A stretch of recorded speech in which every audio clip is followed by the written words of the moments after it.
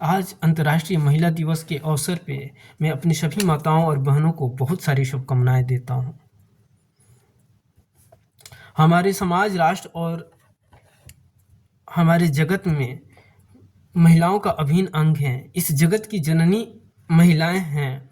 महिलाओं के बिना हम इस जीवन का कल्पना नहीं कर सकते हैं, क्योंकि वो इस जगत की जननी रही हैं और हैं भी।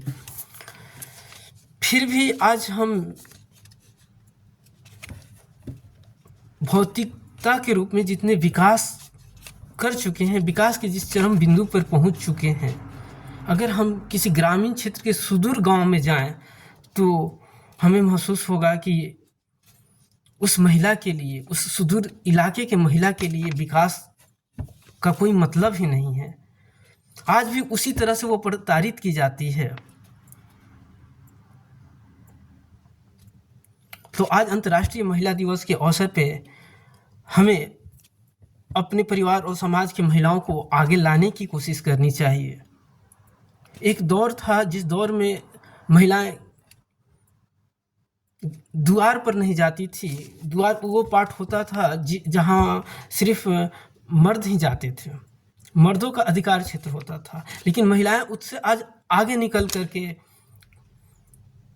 वो हर काम कर पा रही हैं, जिसको पुरुष भी शायद पूर्ण रूप से सक्षम नहीं है करने में। तो इस पृथ्वी को और बेहतर बनाने के लिए महिलाओं का योगदान बहुत ही ज़रूरी है और हमें कोशिश करना चाहिए कि हम उन्हें और आगे लाएं और उनके प्रतिनिधित्व में हम काम करें। हम अपने समाज और परिवार में सामंजस्य तभी बना सकते हैं जब महिलाओं को उनका अधिकार दें। तो अपनी माताओं और बहनों के लिए मैंने एक छोटी सी कविता लिखा है। अगर मेरी कविता में कुछ भी असहज लगे तो मुझे कृपया करके क्षमा करने की प्रयास करें। मेरी कविता है, तू आंचल है, रक्षाबंधन की राखी है, मित्र और सहपाठी है। हाँ औरत, तू सिर्फ औरत ही नहीं है, घर और आंगन है। प्रकाश की उस किरण सी हर घर की तू रोशनी है, तू ज्योति है। औरत, तू सिर्फ औरत ही नहीं है।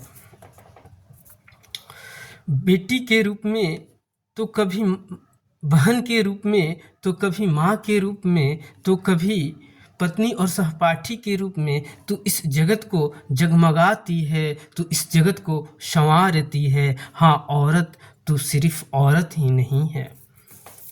हाँ, तू इस कलयुग में अब द्वार को भी बहारती है। हाँ, तू अब इस कलयुग में द्वार को भी बहारती है। मर्दों की इस दुनिया में महिलाएं भी अब कमाती हैं।